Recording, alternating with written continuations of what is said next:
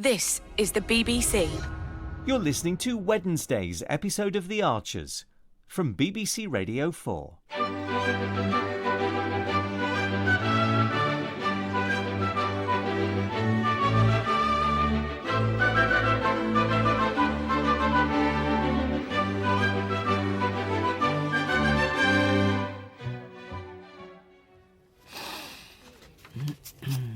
Good book. Oh, Roy. I was just taking advantage of the lull to catch up on my reading. Yeah, quiet this morning, isn't it? Yes, makes a change. What's the book? Crime and Punishment. Why do you find that funny? Subtitle, The Jill Archer Story. What? Didn't you hear what happened to Jill yesterday? What?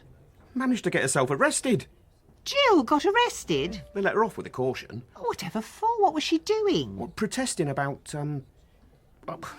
not sure, really. Something about recycling food. It was on the site of that new fancy restaurant, where the cafe used to be. And Jill was protesting? Yeah, her and Kirsty, and quite a few others by the sounds of things. Good heavens above. Anyway, good, is it? What? The book. Oh, yes. Harrowing, but very powerful. I'm a Stephen King fan myself. Horror rather than whodunit. Roy, this is not a whodunit. It is a classic of Russian literature, and one knows from the very beginning just what... When you say a fancy new restaurant...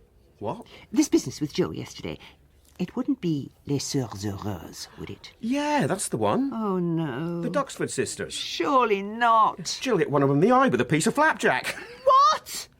But they're supposed to be opening the Ambridge Fete. She gave me no choice, Fallon. I really can't believe that. I tried to be reasonable, but she wouldn't listen. She barged away past me, encouraged the rest of them to start throwing things. Meanwhile, the chef woman was screaming blue murder. What was I supposed to do? Jill's over 80. She's still got very sharp elbows. Anyway, I'd take a street protest in Borchester any day over visiting my parents with a begging bowl. You don't have to go. It's the only way we'll be able to afford to buy Woodbine.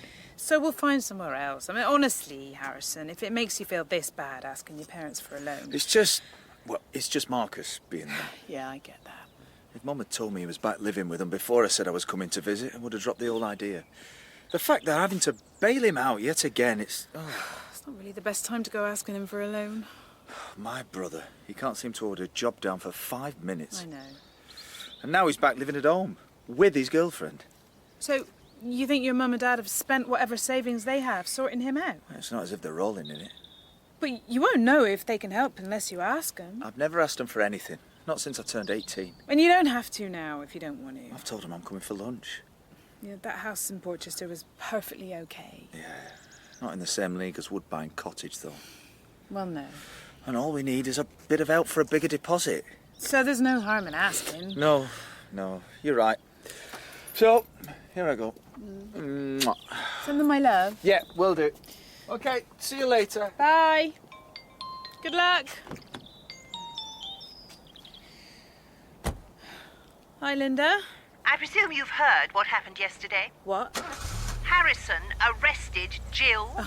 Benny Caballo in the cells last year. Now Jill. It's not quite the same thing. No, it's not a laughing matter, Fallon. It's a disaster for the Fete. Well, we don't know that. Well, a high-profile member of the Fete committee assaults one of the Duxford sisters, so they're hardly going to be in the mood to open our Fete, are they? Well, I've only heard his side of the story. Perhaps I better have a word with Jill. She never wanted us to invite them in the first place. No, she didn't. Oh, I'm so sorry to interfere, Fallon, but the Fete is only 10 days away. I know. I really think we need to call an emergency committee meeting.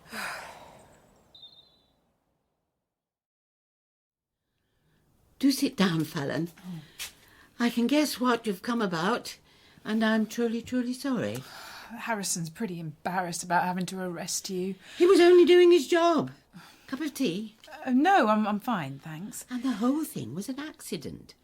I wasn't aiming to hit the wretched woman. Weren't you? No, of course not.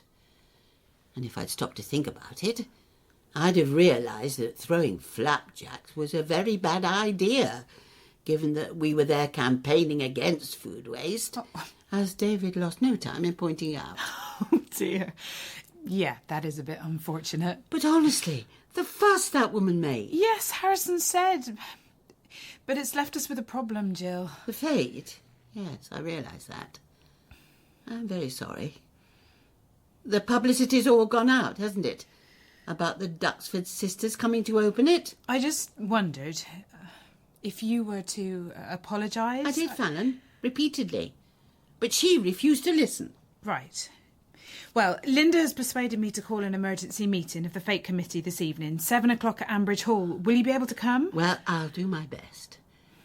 But I'm supposed to be helping Shula prepare for Caroline's memorial tomorrow. Oh, yes, of course. And there's a lot to be done, given that it's now being held at Grange Farm. And the other thing is, I'm being interviewed by the press this afternoon. Really? Yes. That's the good thing to come out of yesterday's fracas. It's generated a lot of publicity for the Happy Friends Café and our campaign against food waste. So someone from the Echo's coming at 2 o'clock, and then I'm recording an interview for the afternoon show on Radio Borsetshire. Yeah, come on through, Lexi. Kirsty's not back yet. She's had to put in some extra time at work to make up for yesterday. Someone told me she was arrested? No, not Kirsty. It was a friend of hers who's quite old. So Kirsty had to go with her to the police station. Oh, look, have a seat. Like a cup of tea? No, I'm okay. So, how are you getting on with Stephen King? Yeah, it's good. But I must ask you something, Roy. Yeah, what? This afternoon, the police came to Home Farm. Uh-huh. Adam called them because someone told him about graffiti on one of the caravans. I thought it was Phoebe. No. No, it was me. I told her not to tell anyone. I know you did. I said, I'll clean up. We will forget it was there. No one needs to know. But now I have been interviewed by the police. Well, they took a statement. I'm not happy, Roy. This is what I did not want to happen.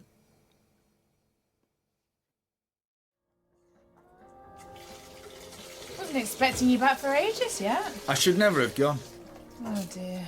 Was it really that bad? The thing my mum neglected to tell me on the phone is that not only has Marcus moved back in with Kaylee... That's the girlfriend? Yeah, but he's got himself signed off from work because he claims to be suffering from some sort of chronic fatigue. Oh, that can be horribly debilitating. Oh, I know it can, but I don't believe for a minute he's actually got it.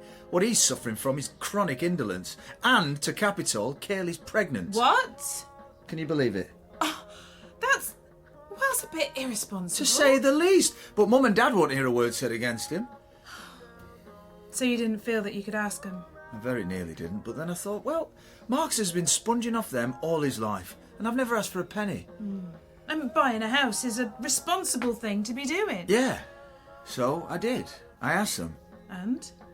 They said they'd love to help, but because of Marcus... Oh, no. Yeah. And then I felt lousy for even asking. So it was a wasted journey. They did say they'd think about it, you know, have a look at the finances. Well, never mind. It was always a long shot. Yeah. Let's go and have another look at that house in Borchester. Wasn't that bad, was it? But you can't just dismiss it, Lexi. I mean, look, apart from anything else, whoever did it was trespassing on home farm land. It was only a bit of graffiti. Yeah, but it could have been something a lot worse. They are just young kids. Not so young. And they'll do what they can get away with. And the other pickers are all mad at me. Well, I'm sorry, Where but... I come from, you do not call the police for a silly thing like this. Well, this is Britain, Lexi. And I know, and the police know, that this kind of racially motivated vandalism has to be nipped in the bud. To be what? Nipped in the bud. You know, stopped before it gets out of control. No. You'll just make things worse. You make a big fuss over a silly incident. It's not silly! And the people who do this, they think they've got your attention. But I don't want to live in a country where people can get away with such hateful things. And I want a quiet life. Do my job, earn some money, go home. I don't want to get into a big fight with local kids. Oh, they're not just kids, Lexi. You don't know who it is. I could think of a few names. Have you told the police? I'm not going to go flinging accusations about. Oh, I see. I'm sure the police can work it out for themselves. You'll keep your hands clean. No. Let other people do the dirty work. I'm trying to do what's right. What's right for you?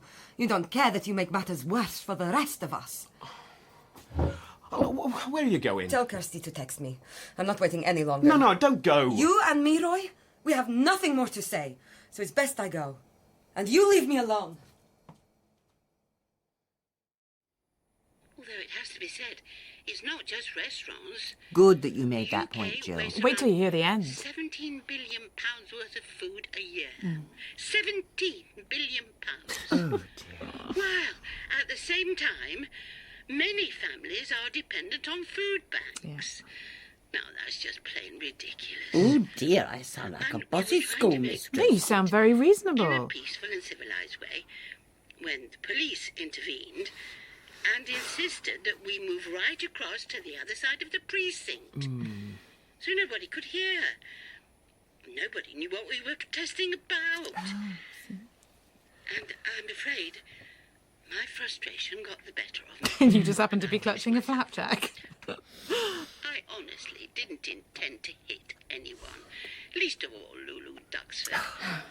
But I did think it was ironic that a very high-end, expensive restaurant, which cares only about tickling the palates of the wealthy, Tickling the is palates? replacing a worthwhile enterprise like the Happy Friends Café, which tackles the food waste problem head-on and feeds some very hungry people into the bargain. Oh, dear. Was it that bad? No, it was great. I'm sure I wouldn't be that articulate in a radio interview. But you weren't exactly conciliatory. I don't suppose for a moment that Lulu Duxford listens to Radio Borsetshire. But she's bound to hear about it. And I did apologise to her. Did you? Honestly, Lynda, several times. After the incident, and then again at the police station. But she wasn't going to listen. So that's it then. No Duxford sisters. And it's too late now to cancel the publicity. It'll be in the Echo tomorrow. So what are we going to do? Let's wait for the rest of the committee to get here. Well, our chances of bagging another celebrity to open proceedings are, well, at this stage, vanishingly small. It is a bit late in the day, It was isn't such it? a coup getting the Duxford sisters. Oh, dear, I'm sorry. Well, you never wanted them in the first place. No, I didn't. But I was outvoted, and I accepted that. Well, it may not have been your intention, Jill, but I'm afraid you've dealt a potentially devastating blow to this year's Village Fete.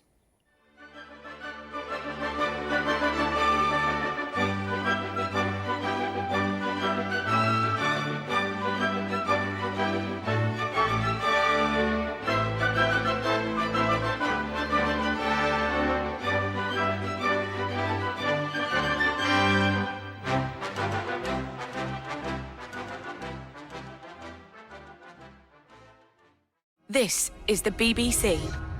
Keep up to date with the Ambridge ups and downs. Sign up for our weekly newsletter at bbc.co.uk/Archers.